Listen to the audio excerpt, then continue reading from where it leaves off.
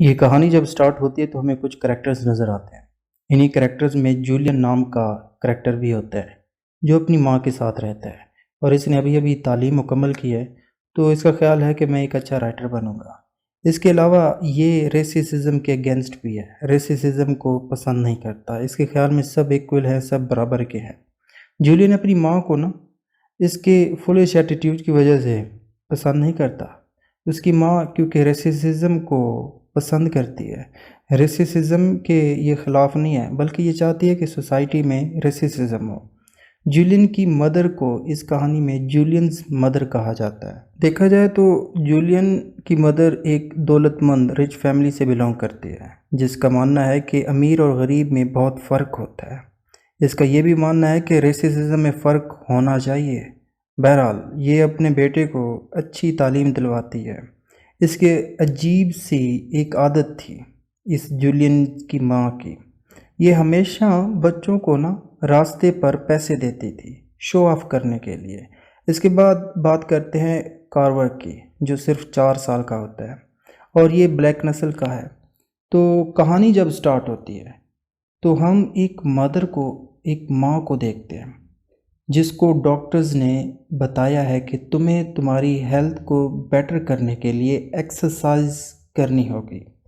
तो इस मदर ने ना इरादा बनाया है और वाईएमसी में ये चली जाती है, जहाँ पर इसने एक्सरसाइज की। अब ये रेगुलर इस जगह पे आती जाती है। अब क्या होता है कि ये रोज़ाना बस में बैठकर एक्सरसाइज करने के लिए वाईएमसी में जाने का इरादा करती है। मगर ये क्या, हिस्ट्री में पहली बार ये अनाउंस हुआ कि वाइट एंड ब्लैक लोग एक साथ बस में ट्रैवल करेंगे। अब ये बात जूलियन की मदर को ना बुरी लगती है कि ऐसे कैसे कि ब्लैक लोग हमारे वाइट लोगों के साथ बैठें। तो ये जूलियन की मदर को बहुत बुरी लगती है और ये अपने बेटे को बस में इसीलिए लेकर जाती है ताकि इसके साथ कोई ब्लैक ना बैठे। अब जैसे ही ये दोनों बस में बैठते हैं तो जूलियन की माँ को ना बस में कोई ब्लैक नज़र नहीं आता। तो ये खुशी से कहती है कि लगता है ये बस ख़ास वाइट लोगों के लिए बनाई गई है। अब ये कुछ वाइट लेडीज़ के साथ बात कर रही होती है जूलियंस की माँ। कहीं से एक वेल ड्रेस ब्लैक मैन इस बस में आ जाता है। जूलियन की माँ को ये बुरा लगता है और कहती है कि ये कहाँ से आ गया।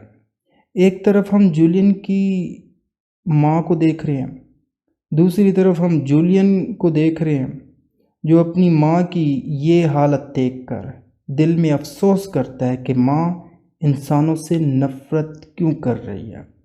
तो जूलियन आगे क्या करता है? जूलियन अब अपनी माँ को कुछ सिखाने के लिए उस ब्लैक मैन के साथ बैठ जाता है और बातें करता है इधर-उधर की, और हंसकर बात कर रहा होता है ताकि उसकी माँ को फ़ील हो और उसको पता चले कि हम ह्यूमंस हैं, हमें फ़र्क नहीं होना चाहिए।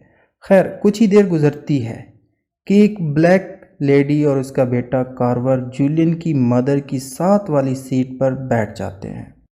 तो यहाँ पर एक बात क्लियर कर दूँ कि जूलियन की मदर ना बच्चों में रेसिज्म नहीं करती, बच्चों में रंग, नस्ल, ज़ुबान नहीं देखती। हाँ, बड़ों में इसे रंग, नस्ल, ज़ुबान, वाइट एंड ब्लैक में फ़र्क नज़र आता है, तो ये कुछ अलग थिंकिंग है। खैर आगे हम देखते हैं इसी बस में ये कार्वर को ना प्यार भरी नज़रों से देखती है, जो एक मासूम बच्चा है।